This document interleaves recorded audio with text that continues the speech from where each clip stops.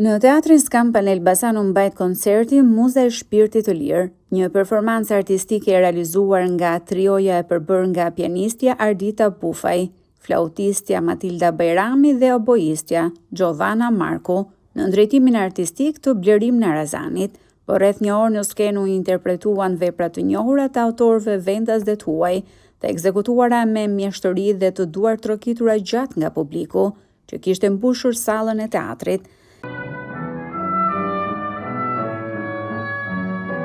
Pas shfaqjes, instrumentistët u shprehen se koncerti mbarte një mesazh vlerësimi për forcën, talentin dhe shpirtin e lirë të grave në fusha të ndryshme profesionale, duke kthyer artin në një formë reflektimi dhe frymëzimi.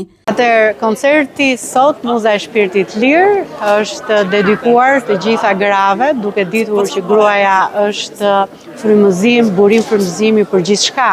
Edhe sot ne ndam nëpërmjet jo vetëm nëpërmjet 3 artisteve dhe gjuhën tonë nëpërmjet tingullit, por edhe personazheve dhe gra personalitete të qytetit Elbasanit që kanë dhënë kontribut të rëndësishëm në fusha përkatëse. Atmosfera e koncertit sotëm ishte vërtet shumë e këndshme dhe shumë e ngrohtë. Ishte një kënaqësi shumë e madhe të dëgjoje momente, eksperienca nga jeta e grave me një sukses kaq të madh sa shumë prej të ftuarave të sotme. Është një kënaqësi shumë e madhe të shihet forca e gruas dhe të shihet edhe kurioziteti i publikut të Elbasanit që asnjëherë nuk mungon.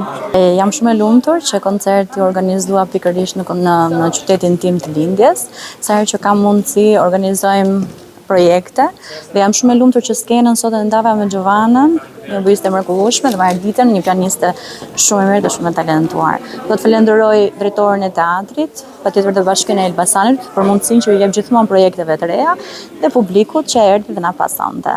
Koncerti ishte konceptuar si një homazh për gratë që kanë arritur sukses në profesione shpesh të vështira, duke kthyer sfidat në arritje.